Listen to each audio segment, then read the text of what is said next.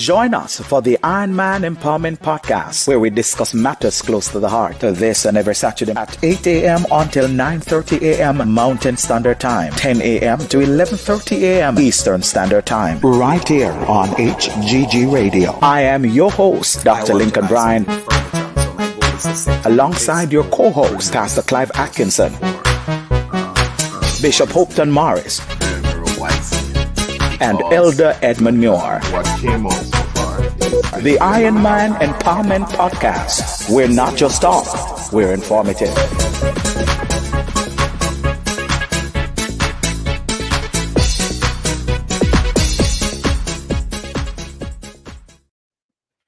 Good morning, family. Good morning, and welcome to yet another installation, another episode of the Iron Man Empowerment Podcast, right here on HGG Radio, Edmonton's #1 in gospel music. Of course, we are so delighted that you choose to join us on this morning. We are really happy that you wake up with us Saturdays after Saturdays. And of course, we want to thank you so much for being with us here. Of course, we have another great show for you lined up today, another program that, of course, thought-provoking. We have some very special guests that will be joining us on the program, and of course, we are looking to have this conversation. So, of course, I am your host, Dr. Lincoln Bryan, and I'm joined by my co-host, Pastor Clive Atkinson, Bishop Hopeton Morris, and Elder Edmund Muir.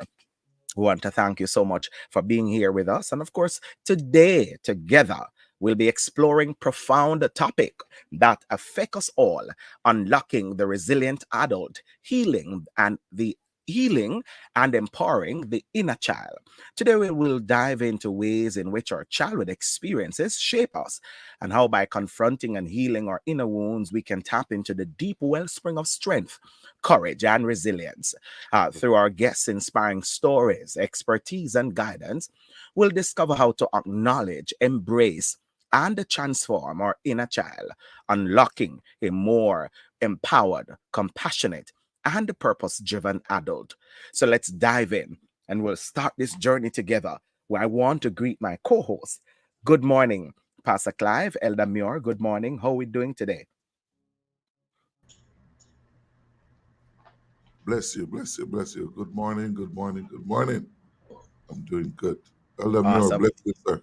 Blessings, Pastor Clive. Good to see you. Dr. Bryan, blessings to you too. Thank you, sir. This morning I am doing well. I should be traveling now, but when I did the math, I realized that I would have missed the program. So I had to cancel my trip from last night. In fact, I came home from work like 9 p.m. And then I recognized that, you know what, this is not going to work. So I got to stay and then drive. So I'm driving about 5 hours immediately after I leave this program this morning. Oh, wow. We wish you safe passage as you go, sir.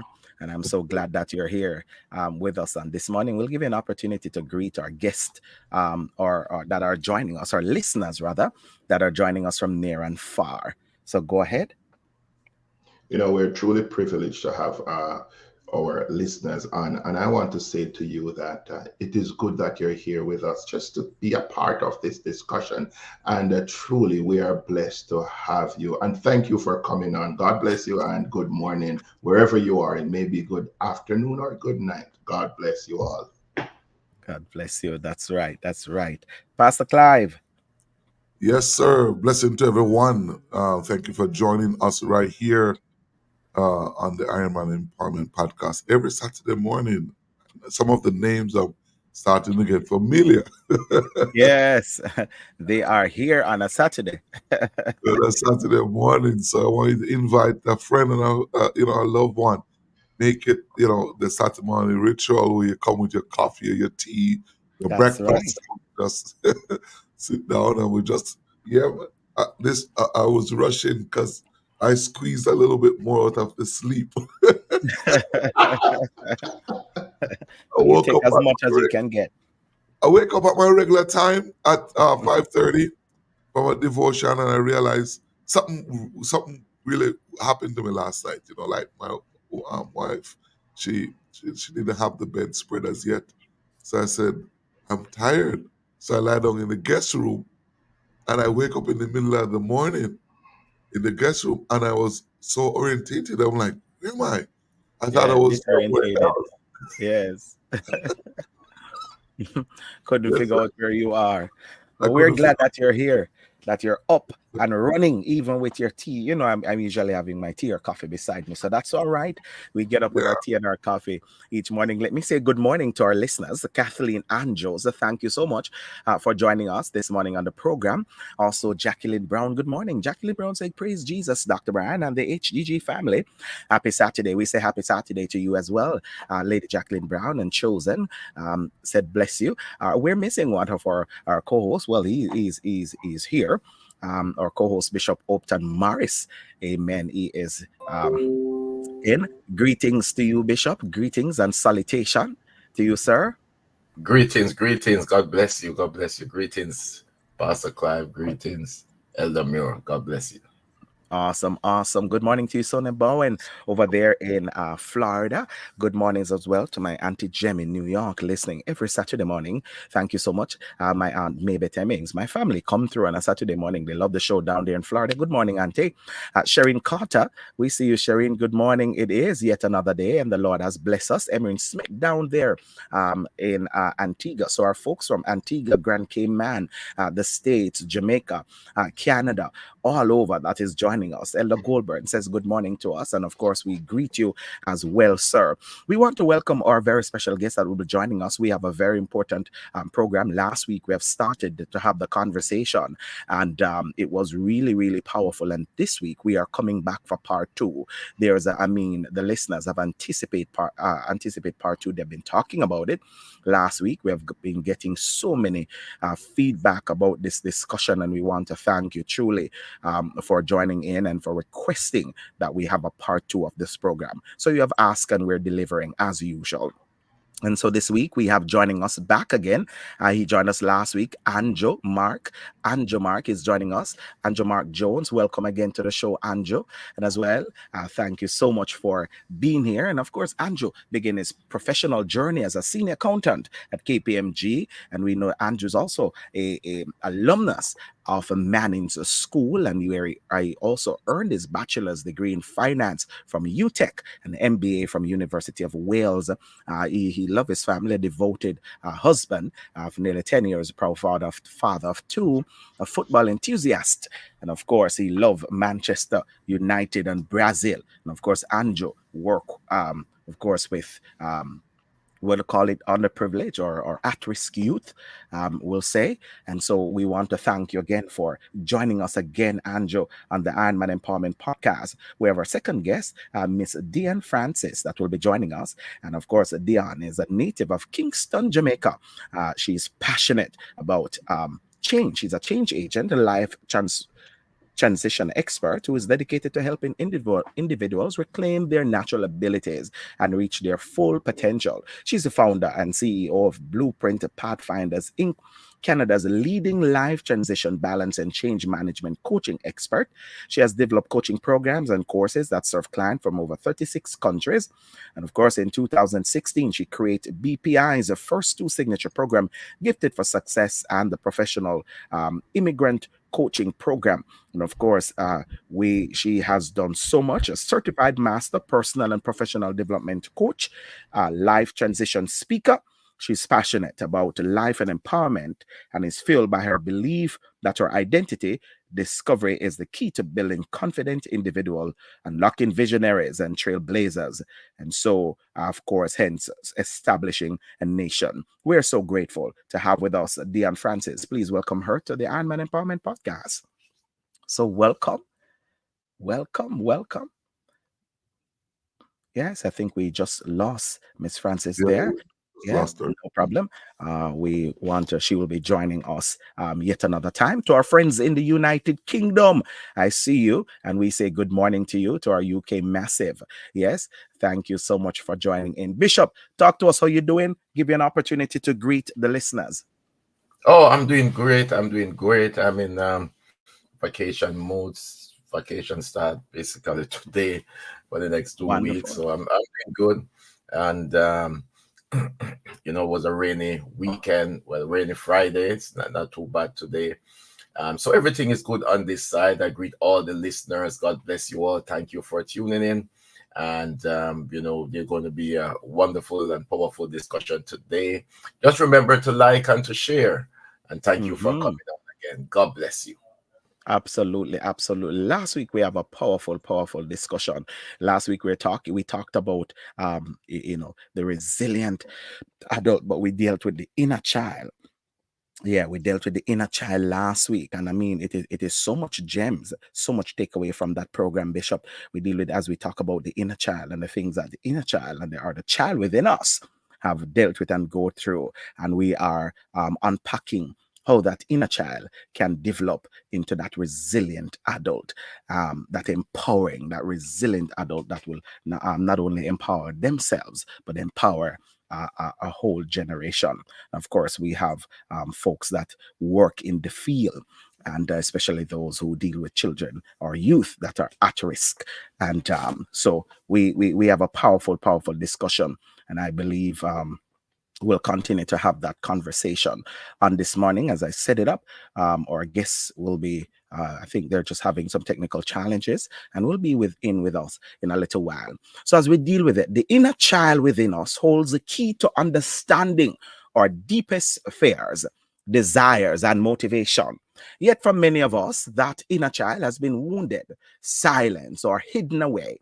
The consequences of neglecting our inner child can be far reaching, leading to self doubt, anxiety, and a sense of disconnection from our true selves. But what if we could unlock the resilient adult within by healing and empowering that inner child? In this conversation, we'll delve into the ways in which our childhood experiences shape us, and how by confronting and healing our inner wounds, we can tap into a deep wellspring of strength, courage, and resilience. Yes, we'll explore the transformative power of self-compassion, self-awareness, and self-acceptance, and discover how to integrate our inner child into our adult's life, unlocking a more authentic, whole, and empowered vision of ourselves. Elamir, I'm coming to you with the recap, sir. Last week, as we discussed, as we have the conversation about empowering the inner child, dealing with that inner child, I'll just start, with just a quick recap, a quick word from you in terms of we're talking about last week. We delved so much about the inner child, and we want to look this week about how from that inner child, of all the scars, of all the wounds, of acknowledging that inner child, how that inner child now can really, you know become that resilient parent, that resilient person. So we want to tap into that this week. I'm getting a little bit of feedback there. Um, so that inner child talk to us. Thank you very much, Dr. Bryan. And yes, we had a very engaging session last week.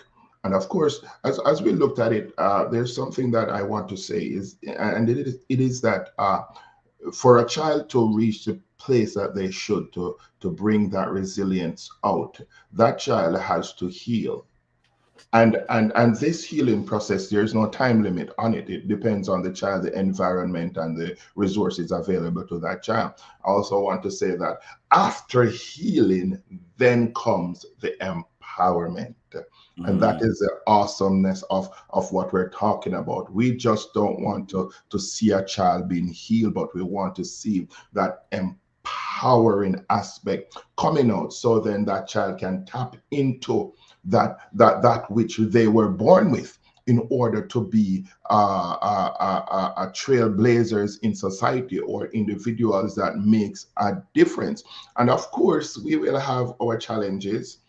There is no journey without hurdles or potholes or mountains. When you go on a journey, you will face the obstacles, and many children have. But we have seen the results of mhm, overcoming. We have seen it, and I believe our guests. I want to say, even Andrew Mark. We went to the same high school together. We grew up in adjoining communities. We played football together. And we have seen the worst, and yet we have seen some people coming out and doing well with themselves and in the society. But I must say to Andrew, Andrew, I am an Arsenal fan, but we can leave it right there for now. right? So yes, it is important that we recognize too that children can be reached. It doesn't matter how bruised, broken, or discarded they are. They can be reached and they can change. I was in the education system in Jamaica, and there is something that we use. It says every child can learn, every child must learn, and I believe every child can overcome their Mhm. adversities and whatever they're placed in, and be truly dynamic and successful in their future endeavors. God bless. Thank you so much, Elda Muir. Talking about Andrew, let me bring Andrew in. Andrew, good morning and welcome again to the show. We're so delighted that you're able to join us. Welcome, Andrew. How are you doing today, sir? Would you just unmute? You're mute. Okay, my Yes, apologies. Yeah, no problem. I was saying that good morning. Happy to be here and I'm feeling blessed. Awesome, awesome. Thank you so much, Andrew. I'm going to start off with you this morning because I want to find out after dealing with, after dealing with post-traumatic um, issues, trauma. How can one from there, coming up in a community, coming up in a place, in a home, in a society where you have seen so much, where you have been dealt with so much, some of us have been dealt, some bad cards. How can one pick themselves up, after dealing with this? How do you cultivate resilience in the midst of all of this when you're being, everything you're seeing is negative, everything you're being told is negative? Now, how do you find that resilience in the middle of that? All right. There are a few things that come to mind. Um we need to, of course, we have been talking about the whole thing about building strong supportive relationships with friends. So even though you're surrounded by the negative, you do have those one or two friends that can actually help you through whatever you're going. It may not be your own peers, but it could be an adult, maybe a church brother, a church sister. If you're not somebody who goes to church, it could be a co-worker, anybody, but somebody who can give you that strong support. For those of us who go to church, we can build ourselves with what I term a faith community, and this often lends itself to um encouragement, and you are held accountable. um Seeking God's help and healing. Psalms, I think it's 147. It reminds us that God heals the brokenhearted. So in terms of being surrounded by the negative, I agree with Elder Muir. You can overcome. Don't place the emphasis or the focus on the negative. Shift your focus. Be flexible. Hmm. Thank you so much, sir. Thank you so much. Thank you for that, for that answer in terms of overcoming. Bishop, I'm going to come to you while we also wait on our next guest to join in, because we're talking about, healing that inner child. Sometimes as you go through different childhood trauma, that child within is still crying out, has been neglected for so many years. And so, even as you get older, that child have not been healed. So you're seeing some childhood tendency and some childhood behavior that are still displaying even in adulthood. Last week I would have mentioned that there are some men who have moved on and got married. And sometime, a lot of time too, got married to older women because they're trying to find mommy in that wife. And still, if something happened, they go back into that childish behavior and childish way. Bishop, add some insight to it. Talk to me about that, Bishop. Thank you very much. While you were talking, I was making some notes here. One of the things that I written down here is that people who did not have a childhood or was not able to to to to be a child when they were a child, right, tends to live out their childhood um behavior even when they're an adult. And so that's why it's important. And for parents who are listening, let your child be a child. Okay, Yes. right? Because there are different stages of growth, and so they need to experience all stages, right? I heard even with for those who have great success when they were a child actors, um, um, singers and so on. I heard, Steve Harvey was saying one time, Michael Jackson very well, and people seem strange, but he was actually trying to live out what he did not get when he was a child, when he was an adult, now that he's an adult, because he didn't get that. And so that's one of the reasons why he built this big zoo at his runs, and have kids come into play, because he got so famous when he was a child that he Mm-hmm. did not were not able to be a child, and so he's now a child but in an adult body, right? And so and so we meet a lot of people like this. When we look at some people and like, man, grow up, man, grow up. What's wrong with you? Grow up, man, you're acting like a child, right? It's because a lot of them did not have the chance to be a child, right? And so they live that out. So now, as you mentioned, somebody maybe even marry them and so on, and so therefore you have to make that determination, right? Are you marrying an adult child, Mhm. or are you marrying an adult, right? And then you make that decision which one you can live with, Mm-hmm. right.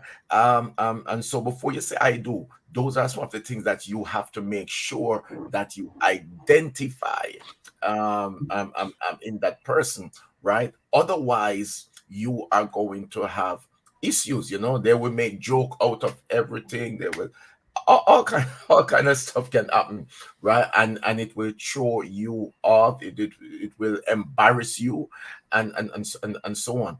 So one of the way of maybe getting through this is to find either a life coach or a counselor or something, and talks about the things that you wanted to do when you're a child that you were not able to do, and so on. And if there's a way to relive some of those experiences, then you go ahead and relive those experiences, right? So that you can grow up, right? Because grow up doesn't mean that, boy, you grow a beard and you have facial, and you grow tall and age, right? Grow up have to do with the mind. Grow up have to do with your mental state, right? The way how Mm-hmm. you think, right? And so on, and it will reflect the way how you act, right? So God bless you, sir. I'll Yeah. leave it now. Thank you, Bishop. So you're saying one of the strategies what we can do is to, and I'm so glad you use even that point about, Michael Jackson. And a lot of time people wouldn't even understand, but of course, when you don't get to heal that inner child, and a lot of time the inner child is crying out and screaming out for help, like help. I you know, so much wounds is within me, and we live out those wounds. Pastor Clive, talk to me about how some of these wounds from the inner child can show up, and sometimes they show up in the wrong place. Talk to me about that, Pastor. It can show up. It took me years upon years. I grew up with a humble beginnings. With my mom has nine of us, and of course, can you imagine nine children in a two-bedroom house, no living room, no bathroom indoor, no kitchen indoor, literally a house with two rooms. So everything, you get hand me down and you so forth. But we Mm-hmm. love each other and we, Yes. um, you know, make the best out of it. But there are things that happen when you're a child growing up that was not that your parent didn't have control over. When you're poor, people take advantage of you, especially if you're dependent on persons for food, simple things to survive. When you yourself is hunting for, I almost drowned one time trying to catch fish to go home to cook. You know, and because of that, I don't like deep water. I go ankle deep. Mhm. So, but outside of that, things that will traumatize, like you find yourself into places where you're not supposed to be, where you're sent, but persons take advantage, and these things plays with your mind from a child, and you're as a child holding on to some secrets from a child because of what had happened to you, and you grow up with this thing and it affects you. Some people can't let it go. Some people hold on to it.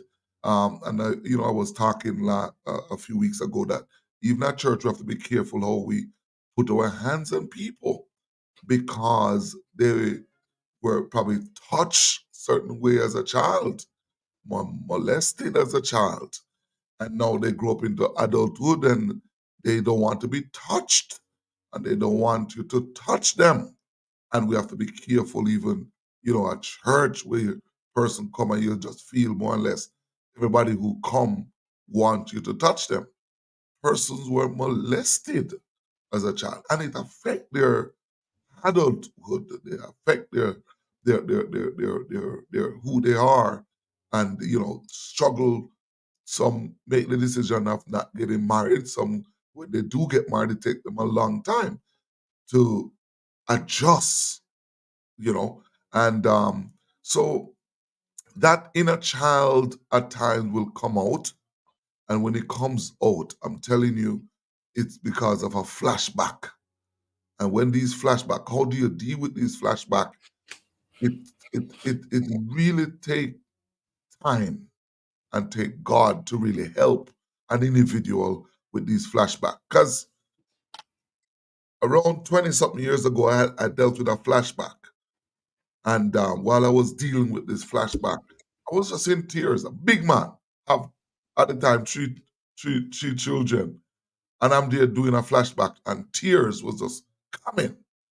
And then after that, I hear the voice of the Lord says, "You got it out." Is it out now? The Lord just literally took it from me, and from that day until now, that flashback never, you know, come back to haunt me. It's sometimes it takes you to talk to somebody to deal with something that's hurting you from a child. And things not only from child, sometimes things that happen to you, growing up, and you were not the cause of it, and it accidentally happened or intentionally from somebody else's, and it happened to you, but it keep on flashback. What the enemy is doing is using it to keep you into a box. And how do you deal with it? Is by going to God and ask God to take it. It was 2 or 3 weeks ago, something that happened almost 15 years. Literally, I hear the Lord say to me, "Today it's over, and I'm taking this from you." I said, "I thought I dealt with this. Powerful. Doc, I thought I dealt with this." He's like, "Nope, I'm going to remove it now. And when I remove it, that's it." Rev, I never know that that thing was terrorizing me so much until that day. It was a few weeks ago on a Saturday. We went to a function and God literally reached down. And I'm telling you, from that day until now, the confidence I have about that area of my life, you know what I mean? Like, Mhm. as individual, we're in portions. Your daddy portion, your husband portion, your friend portion. Mhm. We split up in portions, eh? When you have your wife, there are things that you do with your wife, there are things you do with your friend. So you're split Yes. up all over the place. But there are times where things are affecting you that cause you not to have friends. You know what I mean? Because somebody hurt you from a child or even teenager or whenever time. But it takes God to really remove these things. Yes. Now, Thank, thank you, yeah. sir. Thank you, Pastor Clive. Really powerful, and also, and I thank you for sharing that personal experience, because sometimes people do need to, you need to hear that so that you don't feel like it's just you or something is wrong with you, but you also hear that from others who have been there and going through. While we work through some, some technical challenge for our other guests, I want to come back to Mark, because Mark, I know that you work currently with at-risk youth, so I want to go back there, and I want you maybe share an experience with us. What are some of the signs that you see that will help you to recognize that these child or children are dealing with those inner wounds? They're dealing with these issues, and you're seeing it. How do it show up at even that age that will help you even recognize what is happening? All right. There's a slight correction there. It's not that I work with at-risk youths. Mhm. I work with community groups, but it Community groups, will, yeah, it I work in the community. So right? it basically involves everybody. So it's not just Right. with the at-risk youths. Even better. Um, Talk. how do we recognize Mhm. one? All right, how they react, emotional reaction. Mhm. We could be having, let's say, a community meeting, and just for something simpler, minuscule, the reaction is extreme anger. Mm. That I believe um would be one way of the tip, because I mean it's nothing to react like that over. So I believe that would be one thing. Um and it is not just limited to children, but also to us adults, in terms of the relationships we find ourselves in. If it's a case where we have this tendency to seek validation from others, I believe that too is, um, of detecting that there's some unmet need, or there's something wrong. If an individual or child is constantly, well, repeatedly dealing with issues related to self-worth or trust, again, that is also a reminder that something is not truly right. So I think just those things, the relationships, how they react, you know, emotionally, are some triggers that I use to pick up that things are not necessarily right. Okay, awesome. Thank you so much for that answer and for that clarification as well. We're going to take a quick break, and of course, when we come back, we have our guests that are our other guests that will be joining us along with Anjo. And if you're just joining us on the program, we're talking about unlocking the resilient adult, healing and empowering the inner child. We're bringing to you part two, and we have two special guests that are joining us on the program on this morning. And of course, we are going to give you an opportunity to hear more. So keep it locked and loaded right here with us, and we'll be right back on the Ant-Man Empowerment Podcast.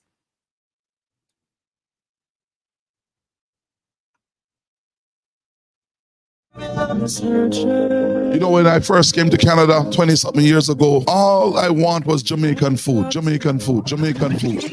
Looking for a Jamaican restaurant in Edmonton? A Yamida Jamaican restaurant and bakery. Get your oxtail, curry goat, jerk chicken, rice and peas, ackee and saltfish, fried dumplings, patties, and so much more. A Yamida Jamaican restaurant and bakery. Opening hours Mondays to Thursdays 11 a.m. to 7:30 p.m. Fridays and Saturdays 11 a.m. to 8 p.m. Visit them today at 4435 118 Avenue or call 780-479-1900. Are you ready to amplify your message and reach hearts with purpose? Introducing HGG Advertising, your partner in spreading the gospel and connecting with the Christian community. Churches, Christian based businesses, listen up. With HGG Advertising, you can reach your audience through powerful radio campaigns. Engage hearts, inspire minds, and grow your community with HGG Radio, which is already reaching 136 countries worldwide. We specialize in promoting Christian values and helping businesses aligned with faith-based principles. Whether it's a church event or your business rooted in Christian values, HGG Advertising is here for you. Connect with us and let's share your message with purpose. HGG Advertising, spreading the gospel, connecting communities. Email us today at ads@hggradio.ca. That's ADS at hggradio.ca. Or call us today at 825-343-4486. Thank you for staying with us here on the Iron Man Empowerment Podcast. If you're just joining us, we are talking about the resilient adult, unlocking the resilient adult and healing and empowering the inner child. Joining us are our special guests, Dion Francis and Anjo Mark Jones. And just as just before we move to them, as the advertisement was mentioned a while ago, those who have joined us week after week here on the Iron Man Empowerment Podcast, this ad is really talking about if you want to keep us going, keep us on air, we're asking you to go to our website at www.higherground gospel radio or hggradio.ca and donate. If you want to be a blessing to this program, if you want to be a blessing to this radio station, go to our website and donate. Keep us going, keep us on air. All right. So I'm going to go to our guest, Miss Dion Francis. Welcome to the show, Lady Francis. I know you've been having a little bit of technical challenge, but I'm so delighted that you're here with us this morning. Good morning. Can you just unmute for me? That would make a difference, wouldn't it? Perfect. Perfect. Thank you for having me. Thank you. Thank you.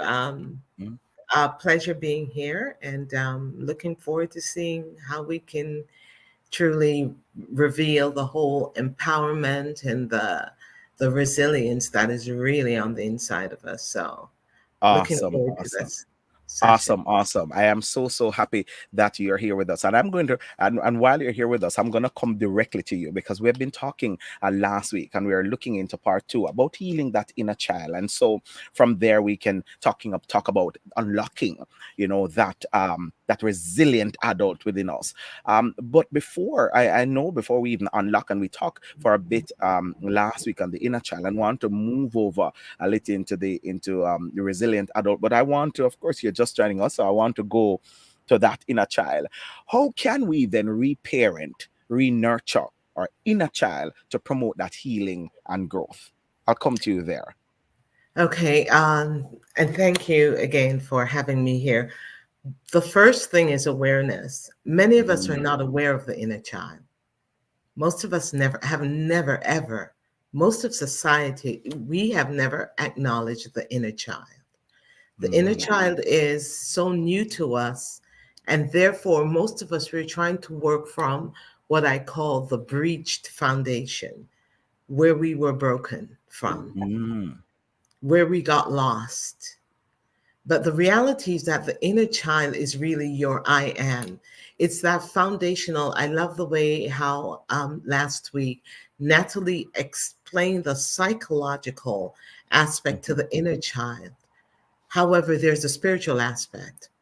You see, the inner child was what should have been nurtured to be that resilient and empowered man or woman today, that we would be impacting, we would be relevant in the space and time that we occupy.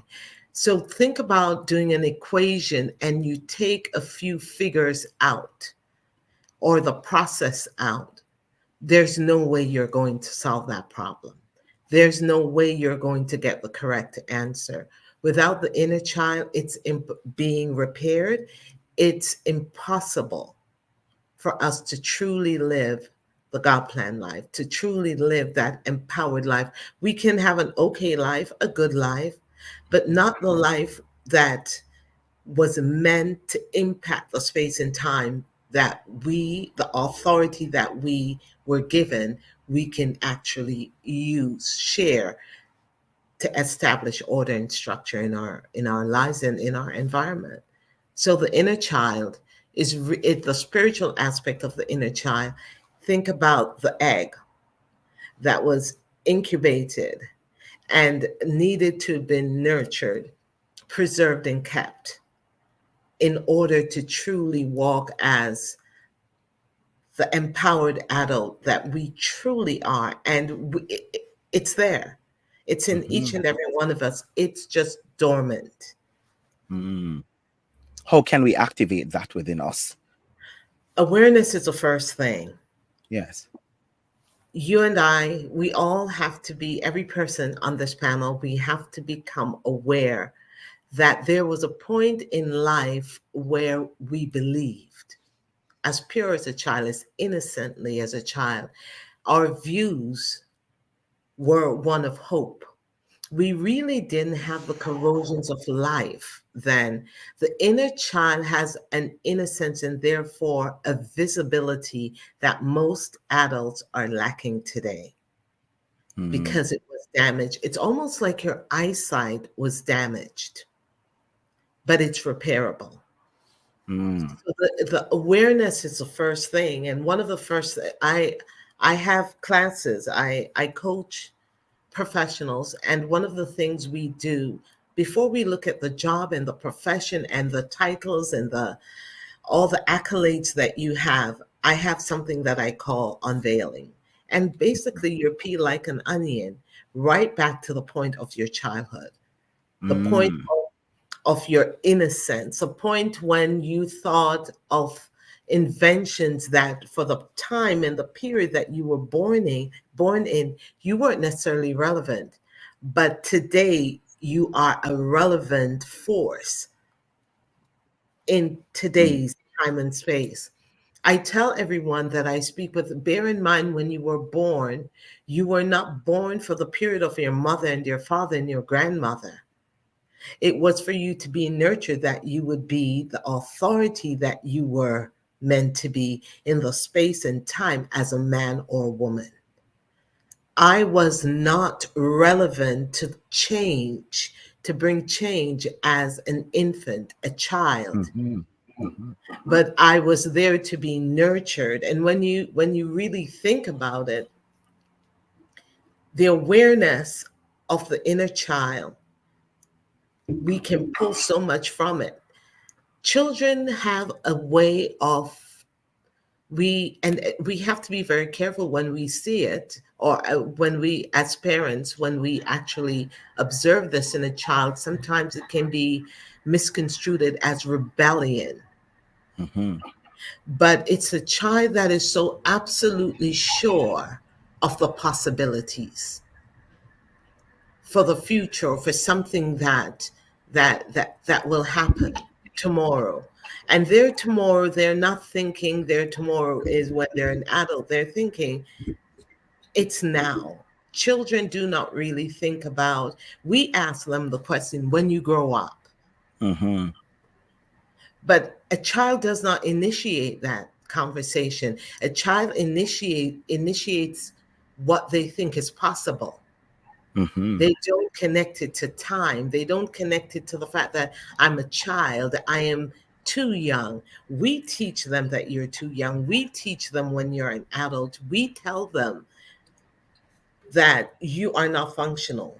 And that's the Right. first stage, until such a time, instead of nurturing that resilience. There was an occasion that my niece and myself and my brother and my sister, we were driving, and she started explaining to us that she was going to invent a straw system that would feed ant water under the earth, that they wouldn't get harmed when they come above ground, the way we would step on them, wind or things would fall on them. And she sat down and she looked at the fact that ants were being harmed. And how could she change that?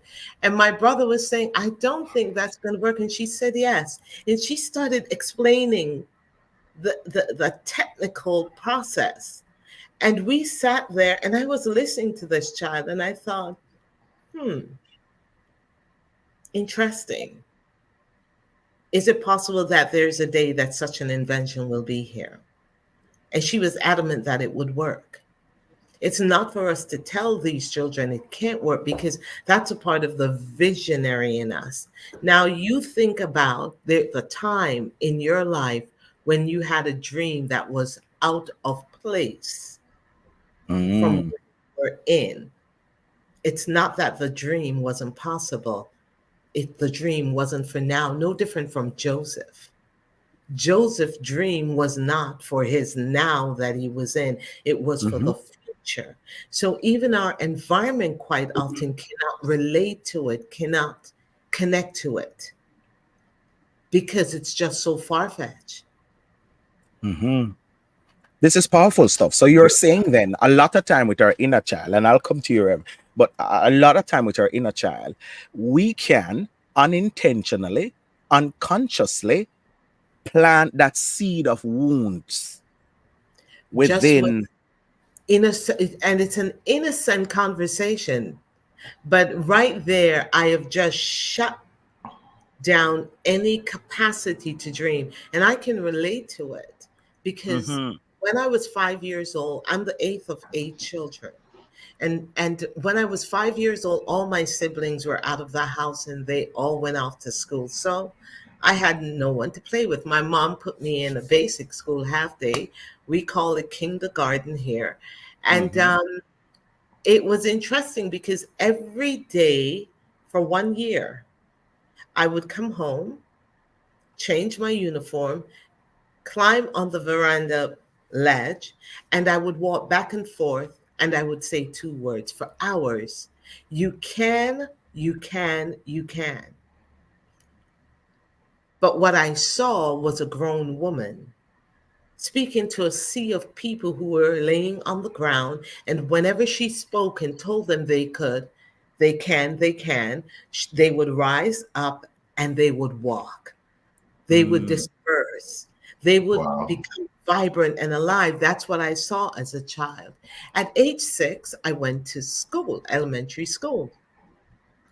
And within the first year or two, the teacher asked this question: who do you want to be when you grow up? What do you want to do when you grow up? Right there, when you think about it to a child, it's like, okay, so I can't be anything or do anything until I grow Mm-hmm. up. Yet still, we make demands of them while they're growing up.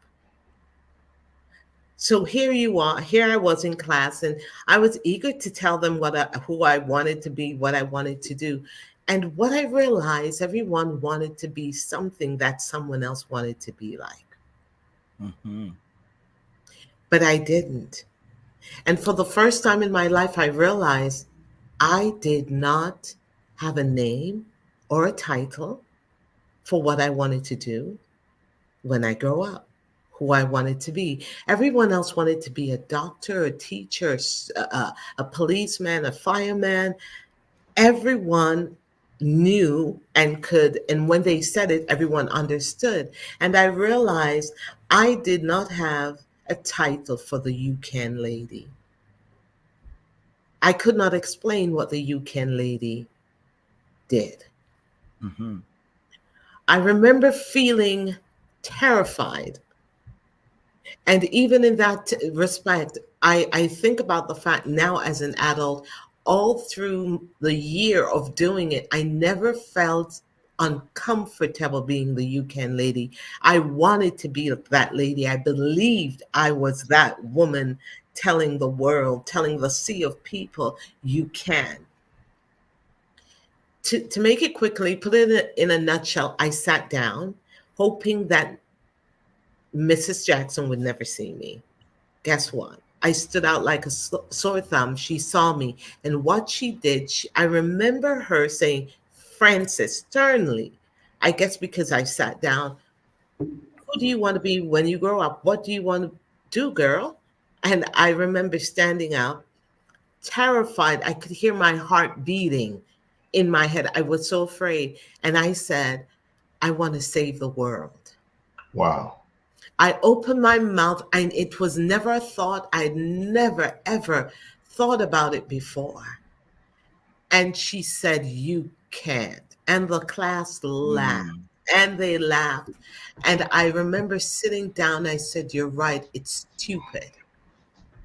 And she just moved on to the next student. Next When I was person. on the play field, the kids started teasing me. Oh, that's a girl that's going to save the world. Hi. And, everyone laughed. And it went on for a few weeks, and then it faded away. But I want to tell you, never again, after that experience in the class, did the Yukon lady surface.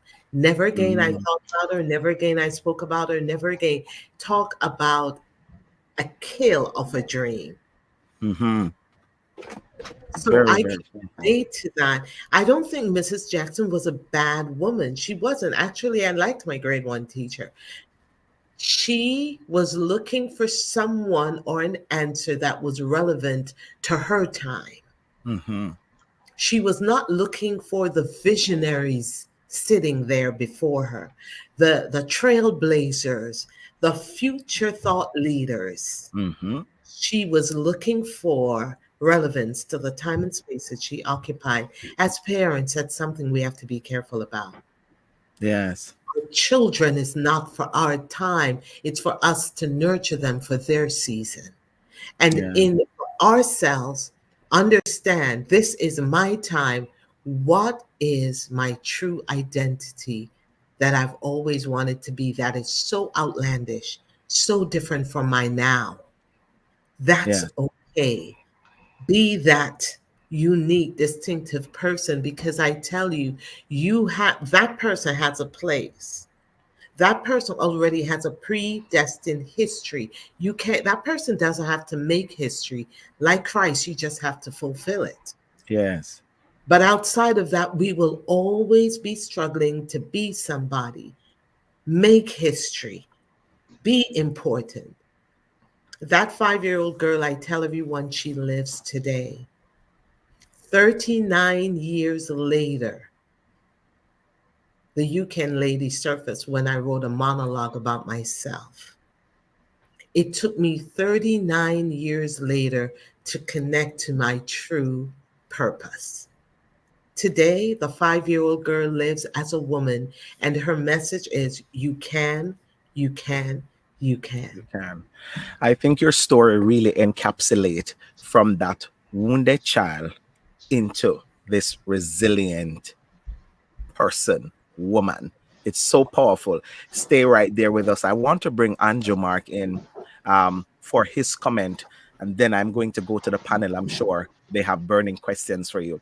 Andrew, I'll bring you here for your comment, sir.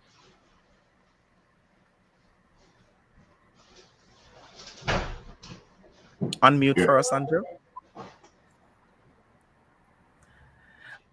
And one of the reason I want to bring Andrew in here because Lady Francis said something that resonated with what Andrew mentioned last week about that laugh. He mentioned last week that when they laughed at him, how it create a wound in his spirit and shut him down. Andrew, your comments, sir, and on this. Well, I mean, Miss Francis, is it Miss Francis? Yes. She, again, I've been challenged this week because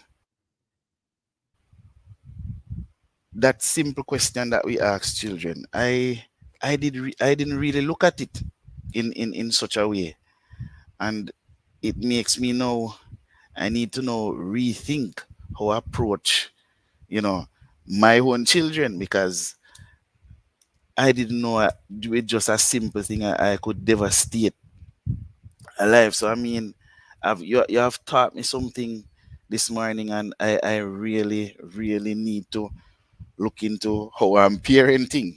I have been challenged from, or I'm being challenged from last week. So I thank you for that. Um, with reference to what I said last week. Miss Francis, it took Miss Francis 39 years to reconnect to the You Can lady, she said. Um, with me, it would have happened probably. I would have been probably a little bit older than Miss Francis, but it is not until I went to UTech in about 1998, I was able to stand before an audience and sing. It wouldn't have been 39 years, but it could have been 20 something years. I'm not saying that to say I'm now this recording artist, but it's just how long it took me to stand before a crowd to sing. Um, Powerful words by Miss Francis. Yes. Very powerful Yes. words from Miss Francis. So I guess my thought in all of this is that we really a lot of things are coming back to me, because I think Elder Muir mentioned it too, in terms of how we choose to parent. The the saying that came back to mind, children should be seen and not heard, is that Yes. Mm-hmm. Yes. we really need to rethink, that sort of thing. Yeah. When Miss Francis said that, and I had to write it down, the children are not for my time. They are to be nurtured for their For the future. season, yeah, for the Mm-hmm. future. That is so profound. She has really opened my eyes, because I guess probably I've been narrow minded. I really wasn't looking at things the way she has expressed it, sorry. Yes. But I'm Yes. supposed to be responding to And it that's was fine. No, no, that's fine. That's fine. We're all here to contribute and to learn from each other as we You grow and you have the you can conversation. So that's fine. You can. you can. no, is it that I should be responding to how we No, integrate? no, no, that's You fine. I can. just wanted to bring you in, to kind of get your thoughts and everything that was being said, and because it resonates so much with what you mentioned, it resonates so much with what you said last week. Yeah. After singing, and then folks laugh at you, and it Yeah. really shut you down for such a long time. And so what you were saying really lend credence to what you mentioned Mm. and last week, and so that's why I bring it in for your thoughts. So I really appreciate your contribution. I know Pastor Clive is burning up over there. He has so much. I think Lady Dion lit a fire on the panel that we all have to, and then I'll bring her in again, again too. So Pastor Clive, come on in. Ah, thank you so much. Thank you so much. Lady Diane, the Lord bless you richly. Um, I want to say that we may have to do something with parents, because you can shut down the adulthood in the child before they get there. Mhm. Meaning that what the child was aspired to be, one comment can shut that child down, because they may never get the opportunity to express or to become what their true desire really is. Um, as a young man, I know my sister is online, my family is online, but we're adults now, right? As a child, I remember I was drafted to be a comedian. Very funny. It may not sound like it, because I put away all jokes and stuff because of the gospel. And that doesn't mean I don't crack a joke here and there. But as a young man, I used to be funny. I used to just look at something and just make a joke out of it. So my teachers would have recognized it, and then we had some Caucasian folks came to Jamaica, and at the time, just before Lime Tree Lane come on, and we were at the Sonil All Age School, and would have been drafted to be a comedian or to act as a comedian, and that would have been the start of my career. And of course, other persons were there, and called names, but they were there. And the day come when I was supposed to go, but I didn't need to do nothing besides just show up for the show at Art Economies, Stony Hill Art Economy. And my mother did not send me. When I say crush, I had the tickets, I had my thing to go in, nobody will question me. And I was devastated until years later, the Lord said to me, it wasn't your mother that stopped you. It was I that did it, because you'd have gone in the wrong field or in doing something, right? And I say and I literally say to the Lord, I says, there must be ways of how we express certain things to our children for them not to be hurt. And with the 6 children that the Lord blessed me with, I realized that I have to correct how I talk to them, how I express to them, how I guide them by showing them the reason why I say don't go here or don't do this or don't do that or think about this. I don't go and say stop, don't do it, cut off the question. I don't want to talk about it, and that's fine. No. I reason with them and say, son, daughter, my son, he's the oldest, he's going to be 32 years old. And in his life, I'm like, you don't have to be a contractor. I'm a contractor and I love what I do. But I want you to be an engineer, and I want you to be this, and I want you to be that. That's what I want.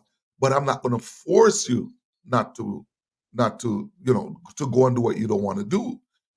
And he went back, wouldn't listen. And he go back to school, and my son came back to me after a whole bunch of mess up in his teenage, around for 10 years, wake up at 28 and finally find himself.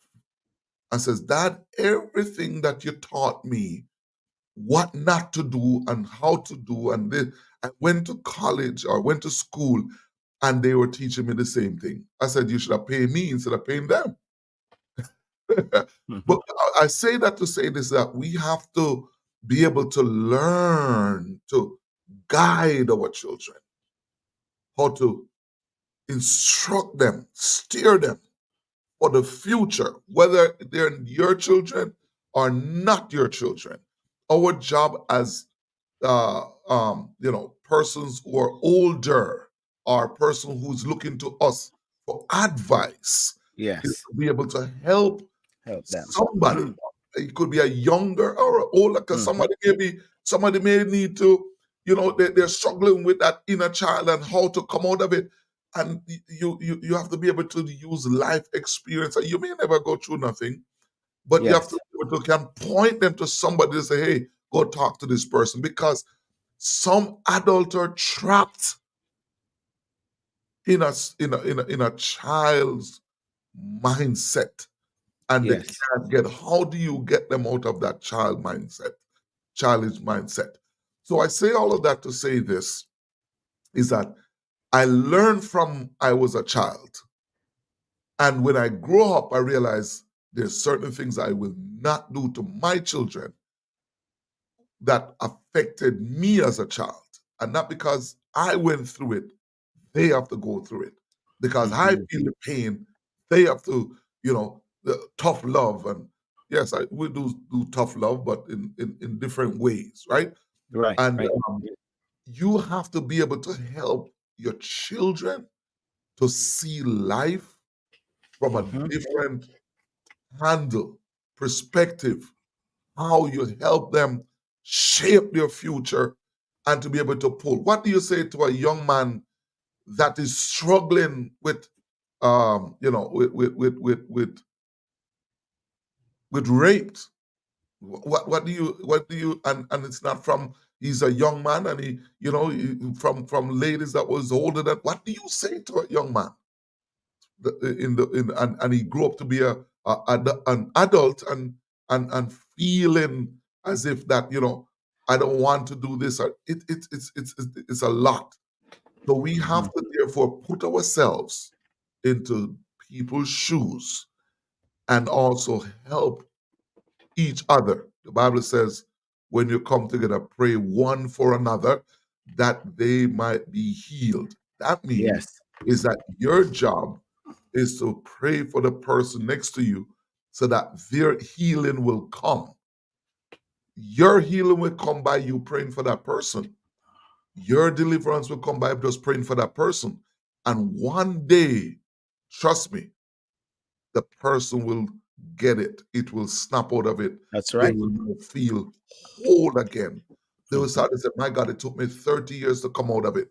I want to stop by. I want to say to somebody this morning that nothing wrong with reaching out to somebody to deal with that inner child. 39 years, but it will happen one day if you deal with it. Yes.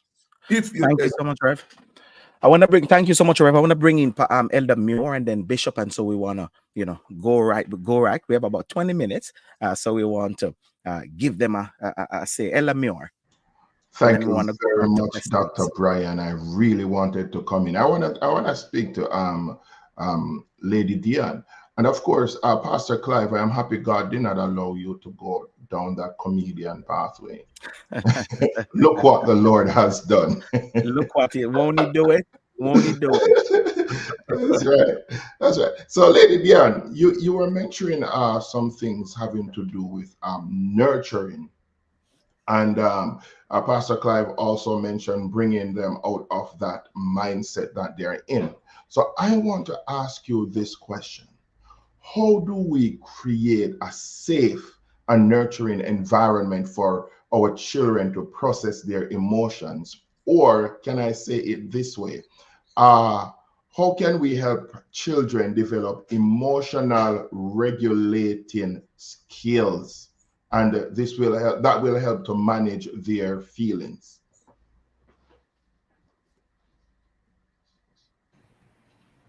Uh, it's interesting when you ask that question as parents. My first response is going to be, first, start managing and regulating yourself. A lot of times children do watch and they replicate. They duplicate what they see. We do. And think about it, it is natural. God created us after his image. We're duplicates of our Father, replicates, identical. And we are trying to do that with our children from a broken place. It's impossible. It's impossible for spoiled milk to make a safe cup of tea. The first thing is start loving yourself as a parent. A lot of times we think about the passage, love your neighbor as yourself, and we work at loving others, but we really don't master loving ourselves. And that is a continuous goodwill towards yourself or others, not contingent on any act or deed. So therefore, I'm training myself here to love my child and to demonstrate love and to teach them how to love themselves, regardless of whatever has happened, whatever has occurred. If I have to discipline you, know that I still love you. So it's not a either, either. It's a not contingent, no contingency on what is happening between us. So the first thing I would say to a parent, any parent, do you love yourself? Do you care for yourself? We're trying to love and care for others. And the truth is, the best parents are parents who have dealt with the broken inner child. The best parents. And it's not necessarily, how can I put it?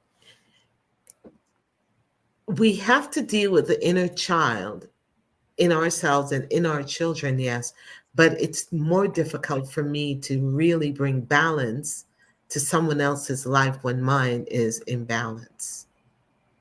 Mm-hmm. So my suggestion to you is to first begin with yourself. And yes, the child is there. So you're going to be working on yourself while you work on your child.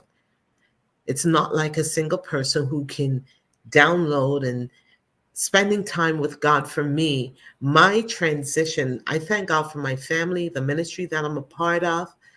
I'm thankful for that. But most of all, I thank God for my decision to make my life journey with Him.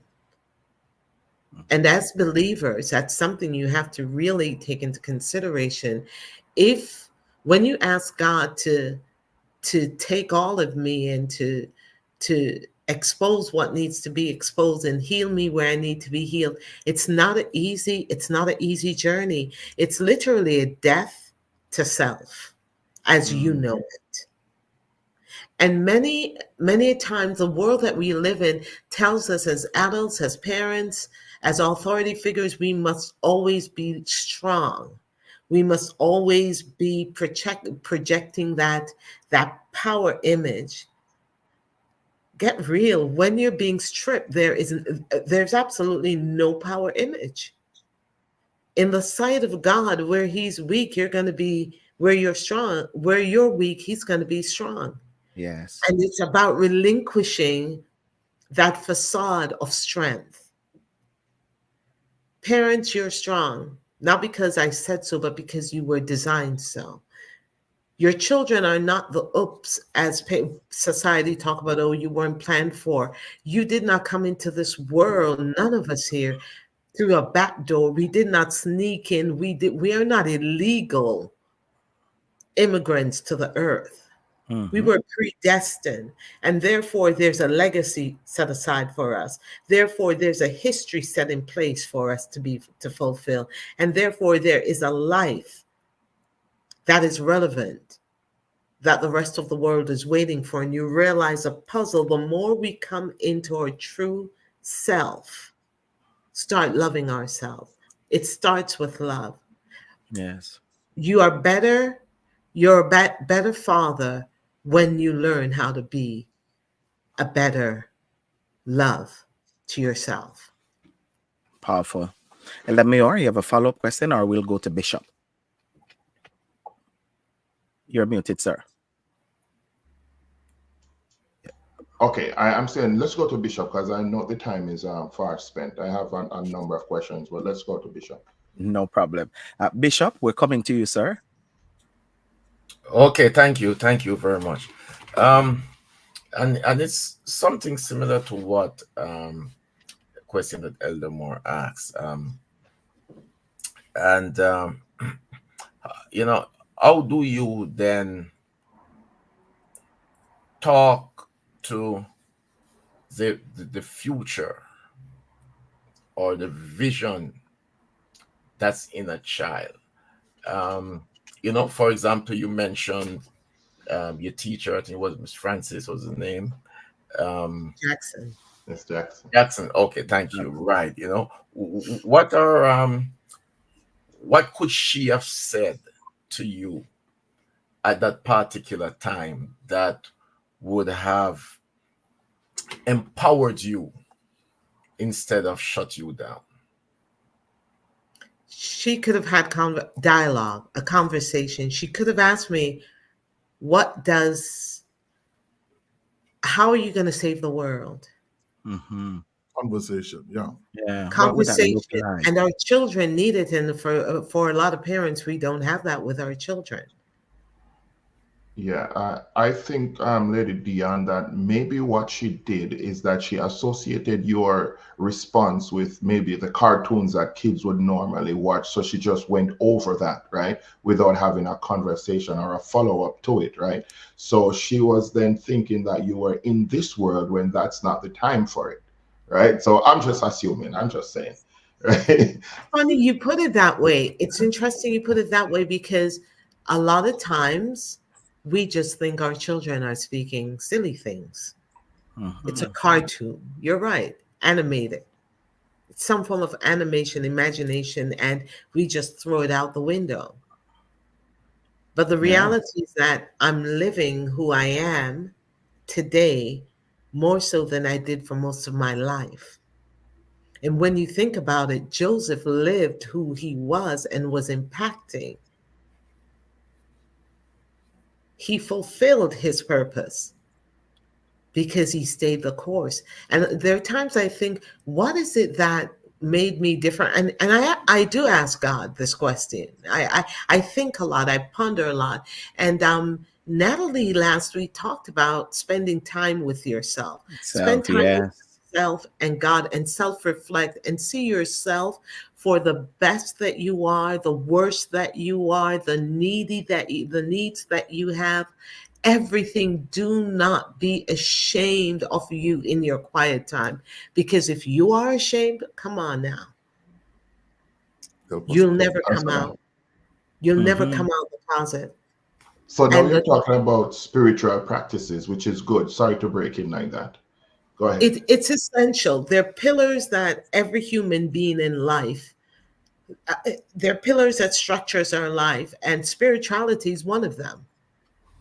And we try to live our lives without God. We try to live our lives without that spiritual reinforcement. We try to live our life without the manual designer. We never Mm. came with a manual, but there is a book.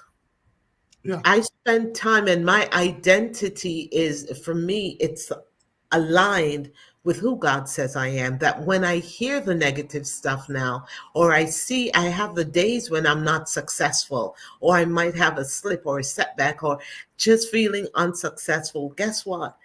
And if you realize I said unsuccessful, you'll never hear me say I fail. Mm. Nowhere in the Bible God ever called mankind a failure. He said if you fail to do something, but Mhm. he never said you're a failure. He's talking about himself. Mhm. So even our children, There is no failure in him, the word says. see, if you And we are approach the your image of child God. Hmm. precisely, if you approach your child from the standpoint that he or she is a genius, no failure in them, you will not be so quick. We won't be as swift to dismiss what seems like folly or a comic. Think about it. If I truly approach life from the standpoint, when I meet someone and they're talking to me, what they're saying might be far fetched, I'm like, God, help me to connect here. Before I come up with a conclusion, and I work at not dismissing or having pre conclusion to any conversation. Right. Even if I heard something and I meet you today, for me, it's a clean slate. Yes. And we need to look at our children, examine what we hear from them, and guide it. But in order to do that, I have to nurture what's on the inside of me. Because remember, for most of us, we don't trust our judgment. Hmm. We don't believe in ourselves. We don't keep our word to ourselves. And there are variables, and this is why I said there are things that we have to do. Work on yourself. I have to work on. I had a niece living with me at one point, and that child taught me how to love at a different level, and I thought I loved. Mm. She taught me how to be credible, to keep my word, because she was going to hold me to my word. But you see, I also had a pretty good template. My mother, if she said, I'll get you a star from the sky on your birthday, I wouldn't even give it a second thought. It was going to happen. Wow.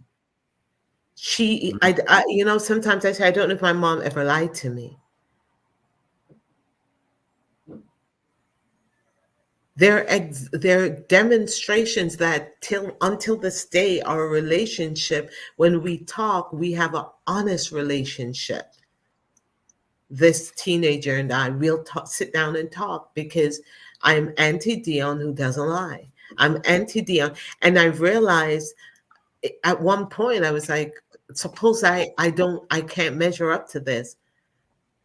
And I really had to trust God through the process, rely on him, how to transform myself while I'm impacting this child. And Mhm. I must say, you will be a better person for it and a better parent if we allow the spiritual infusion in our raising of our children and recovering of our inner child. So powerful. Mm. And let me have as a follow-up question, but just before I go to the question, I'm telling you that I'm having so much messages, so much text, so much persons are being benefited from this conversation. One person messaged me and said, Miss Francis, only she just opened a can of worm and we can't leave it like this. We need to have her back. Persons are touching base with me and said, I am in therapy right now. Some didn't know how important therapy was. And as we're having the conversation, they're recognizing that, oh my God, I need to I need to hear her talk. I need to have this conversation. I need so we're saying as you're talking, and I'm telling you in real time how much people are being impacted, because so much time we have stuff hidden for so many years and we don't even know. Journey with Renee said, my daughter was shortchanged from the broken me, but now has benefited from the heal me. That is why children mean so much to me. I feel I have a responsibility to point them to Christ. One person said they've been called different names. I think it was her who have called different name, and it is through healing, it's through therapy that really started her on this journey of recognizing. Because sometimes we talk to so much about and talk to our children and talk down to them rather than having the conversation. And so this morning, Diane is saying to us to have the conversation, create that dialogue, and so that we can hear them. And of course, they will create that safe space as well, where children are able to really, really talk to us. And Marsha Ben said, self love is extremely important. Make it a priority. And she said, I will be able to love others if I know how to love myself. Of course, some of the gems that we're receiving this morning from Lady Dion, as she's really unpacking and really opening up our eyes to a lot of things. Elder Muir, I'm coming to you, sir, with your follow-up. Very We'd good. lo- yeah. And Lady Dion, I'm really enjoying it. And you mentioned earlier, Lady Dion, that and I just put it on my status. I just put it on my status. It is impossible for spoiled milk to make a safe cup of tea.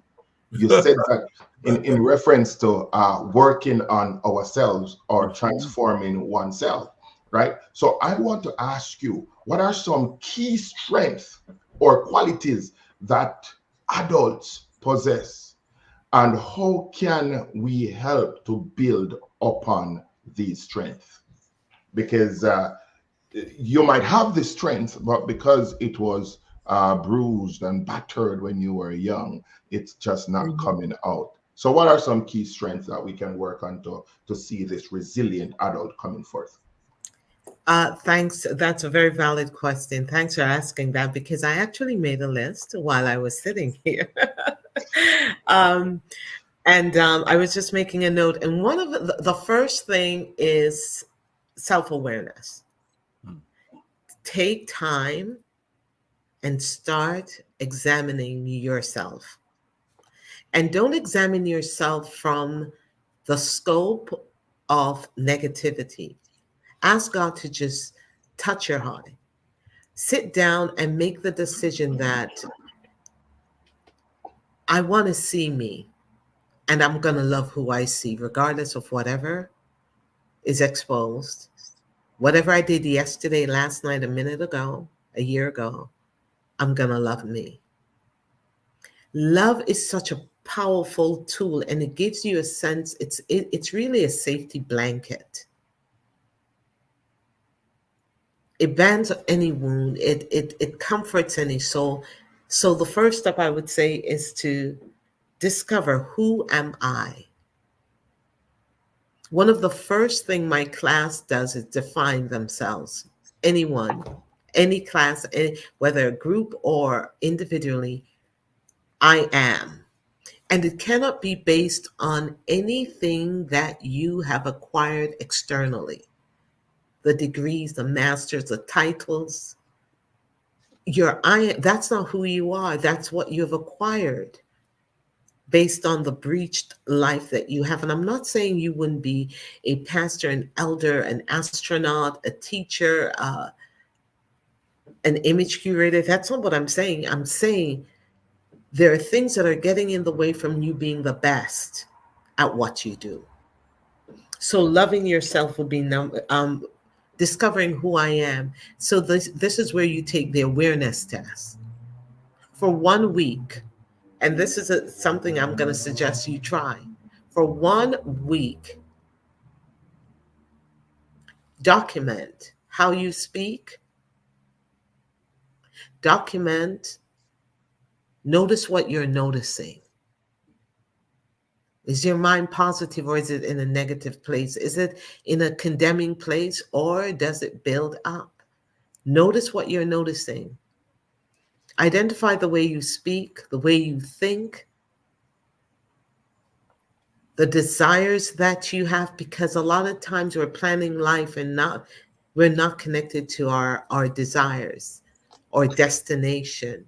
So we're just throwing plans together, half done, just to get through life. But you actually have a life. After you after you define that I am, when you see what you see and you lay that out, you are making the decision that whatever I see and discover about myself, I'm going to love me. Now, the next question is, what do I desire? What do I want? And do not plan from your need. Plan from a greater place. Plan from the successful you, the you who doesn't have all this baggage. Imagine yourself in the first 7 days shedding everything that is negative. Because what you're doing, you're resurfacing your foundation. And then start looking at what is it that I want? And is it what, one of the gentlemen on the platform spoke about his son being an engineer. And that is something good that we want for our children, but is that something that was predestined for this child? And that's one of the things in my book Change, I address that even before we were born, a breach occurred when our parents start deciding who I will be and what I will do and how I will live and where I will live, everything. My life began to reshape even before I stepped into this world. And when I stepped into this world, there are other social elements, cultural elements, spiritual elements, religious reinforcement. There are things that impacts my life that totally takes it off course. So first, who am I? Define yourself. Because when the more you know and the clearer you are of who you are, the less someone else is able to turn you or tell you who you are. And therefore, the more likely you will remain on your course. Powerful. Thank you so much. Pastor Clapp, do you have a question? We'll come to Bishop, or I want to bring Andrew Mark in. If you have a question, Andrew, you want to share? I think we have we have gotten a little extension. The conversation is so good. We're given 10 more minutes extension. So, Andrew, let me bring you in if you have a question, and then I'll do a round table. Andrew, you can unmute and come in. Question or comment? Not necessarily a question, but I think Elder Muir was he asked a question, and what I think I would like to add is that in order to help with building self-confidence, we should learn to celebrate our accomplishments, big or small. It doesn't Yes. matter. As long as we have accomplished something, celebrate it. Yeah, and that is my 2 cents for now. Powerful. Thank you so much. Pastor Clive, do you have a question? Um, Not necessarily a question, but you just have a quick comment? regarding our, to help our children. Um, Thank you. In regarding to help our children, we have to first be, as is, Elamure would have reiterate what uh, Francine would have said. You cannot use spill Dion. milk. Dion Yes. would have said, you cannot use spill milk to make a safe cup of tea. You cannot use, you can a broken people will make broken people. When you're broken, you need to be whole. You have to find that place or that therapy, that something, somebody, somewhere, somehow. You Hmm. may not be a Christian, but you're gonna need to be whole. And if you're not whole, how can you help somebody else to be whole? So brokenness, it will continues in your generation. So you have to the buck stop right here, and you have to look at yourself and say, I'm going to fix me. Because if you don't fix me, I'm going to pass on the hurt. I'm going to pass on the pain. I'm going to pass on things that I've learned from my childhood to my children. I have three grandchildren. And for me, the cycle would have stopped with me because I tell myself that I wasn't going to always see my dad live his life. And what happened to me as a child, I said to myself, I will not allow this to happen to my children. And I had to break about, and that didn't mean that I was whole. I was broken while I'm saying to myself, it's not going to pass on. It's not going to pass on. Why? Because you see, you have to balance your selfish desires to accomplish a positive future. If you do not, I usually use this phrase that said, starve the wolves and feed the sheep. Feed the positive inside of you so that you can leave something positive with the children, with other persons. So that doesn't mean that, Dr. Bryan, that I was whole when I was helping my son, my daughters. You know what I mean? At the age of 35, I would have got a devastating news. But instead of me using that to say, Clive, do this, and naturally that's some person that said, man, if I was you, I would have done this. Instead of that, I embrace it more and love on it more to feed the positive. Because the Bible says that when something is negative, how do you get a positive out of it? God will take the bad and turn it into good.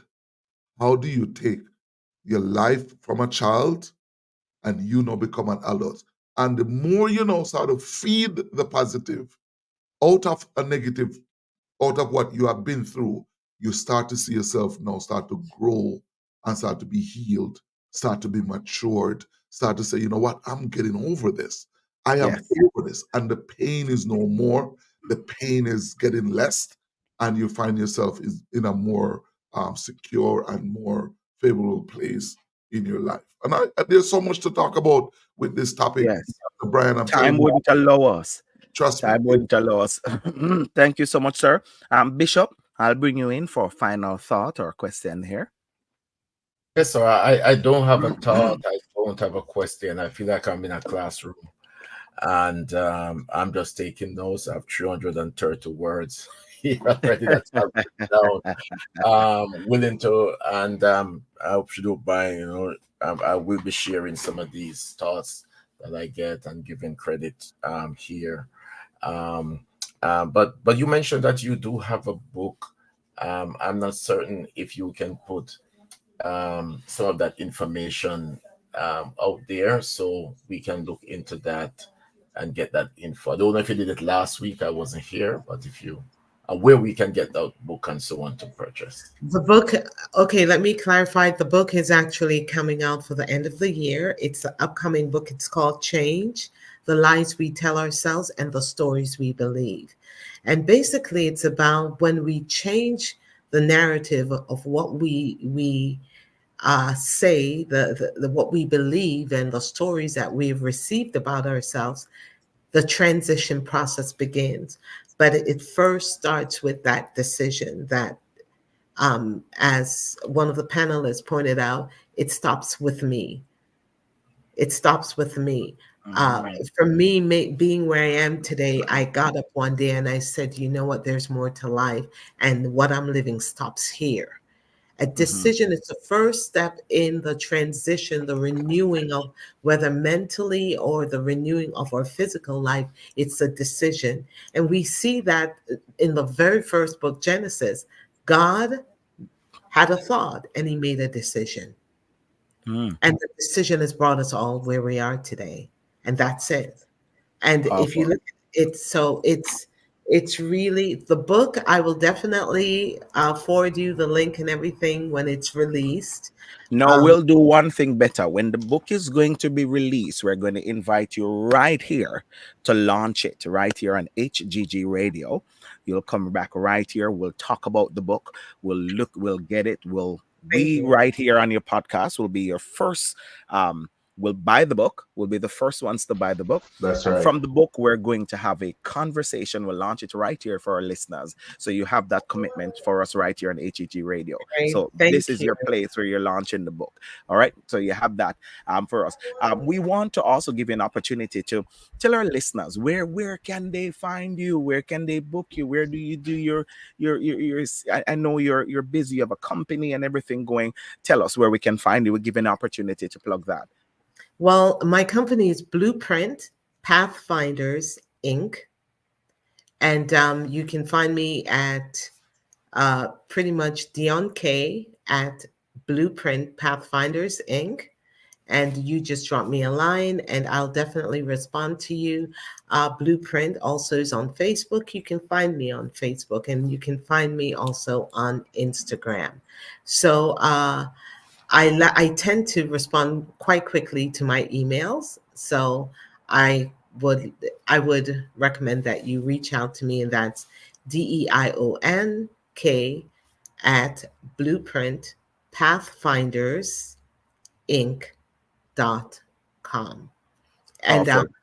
I wanted to say one thing before Yes, we I'm gonna go to your final thoughts. Of course, absolutely.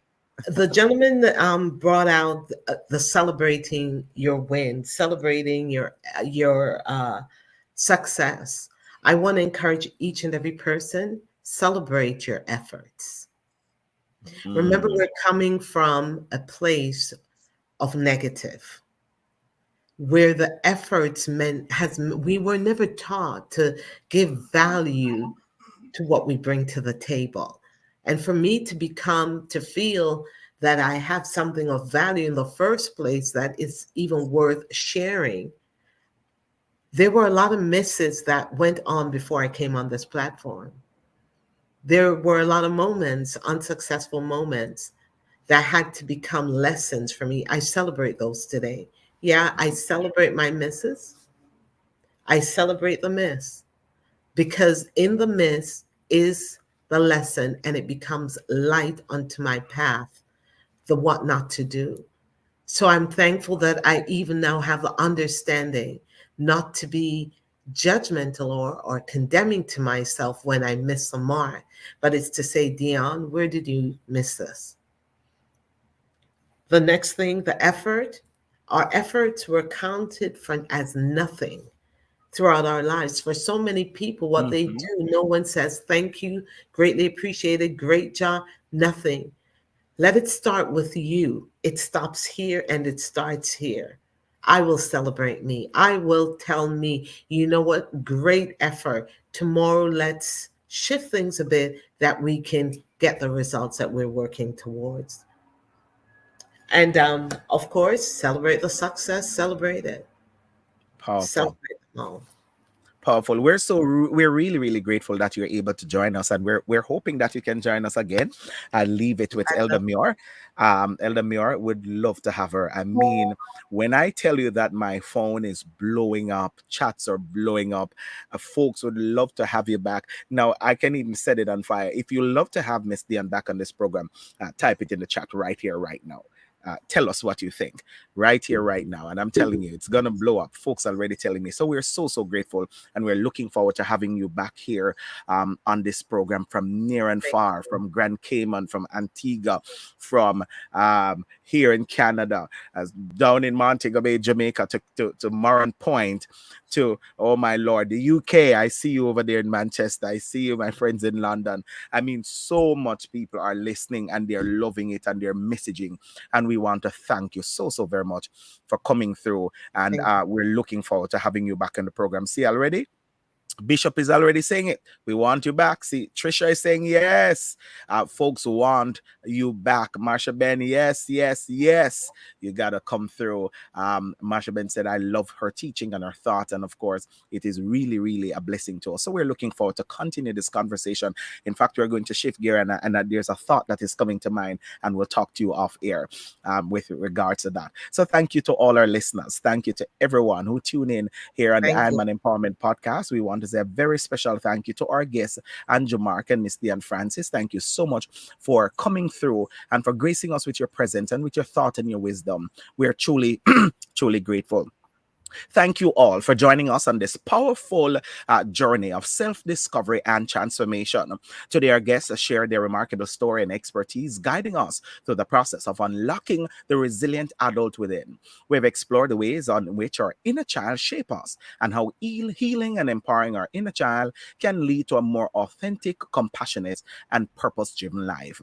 Remember, the journey of transformation is not always easy, but it's worth it. By acknowledging, embracing, and healing our inner wounds, we can tap into a deep wellspring of strength, courage, resilience rather.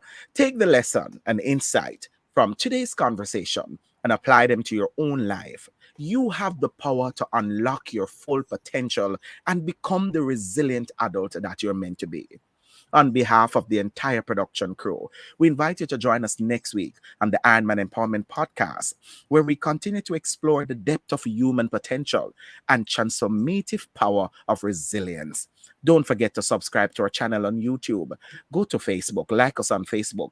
Share your thought with us on social media by using the hashtag Iron Man Empowerment.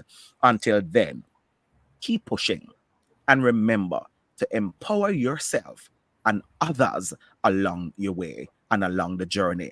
If you can help somebody as you travel along, if it's even a word or a song, then your living will not Come be on. in vain.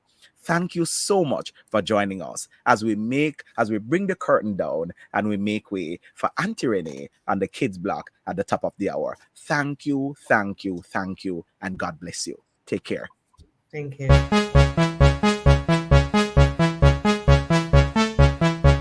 Join us for the Iron Man Empowerment Podcast, where we discuss matters close to the heart. This and every Saturday at 8 a.m. until 9:30 a.m. Mountain Standard Time, 10 a.m. to 11:30 a.m. Eastern Standard Time, right here on HGG Radio. I am your host, Dr. Lincoln Bryan, alongside your co-host, Pastor Clive Atkinson, Bishop Hopeton Morris, and Elder Edmund Muir. What came out so far is The Iron Man Empowerment Podcast. We're not just talk, we're informative.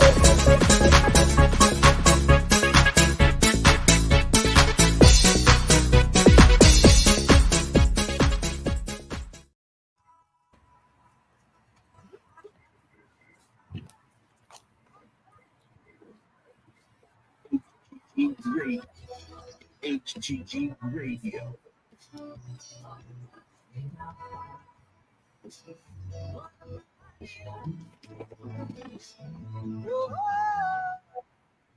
What a mighty God we serve. Just want to thank you for joining us on this morning. Thank you for sticking and stay with us right here on HGG Radio. Of course, see you next week, same time, same place. I know we went over time, but it was a good time spent in the house this morning.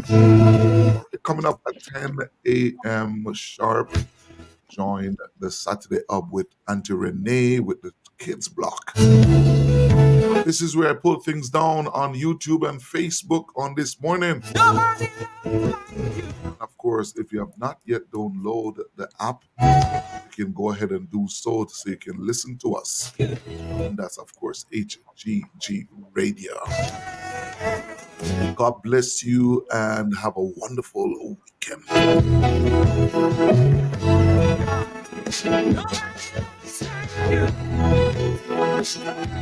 HGG Radio.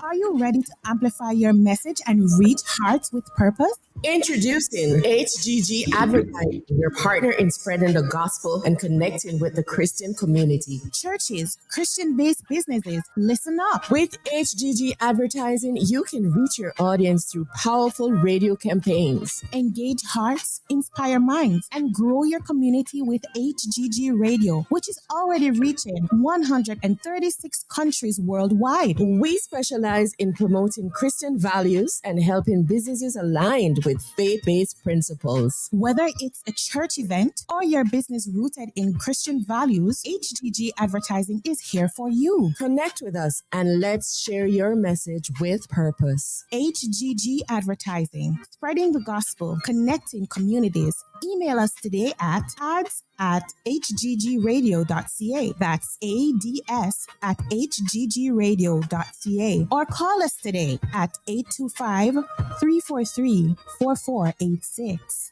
HGG Radio. Transforming your relationship every Friday at 5:30 p.m. Mountain Standard Time. It's all about loving on purpose and the challenges that face us and how our relationship can be transformed. Are you feeling stuck in life or a loveless marriage? Let's journey together as you discover clarity, purpose, and fulfillment in life. I'm Bonita Grange, your relationship and life coach. Why suffer in silence when help is right here? Let's connect for a 30 minutes complimentary session at www.tlcbonitagrange.com or right here on HGG Radio. Talk to you soon. God bless. What a mighty God.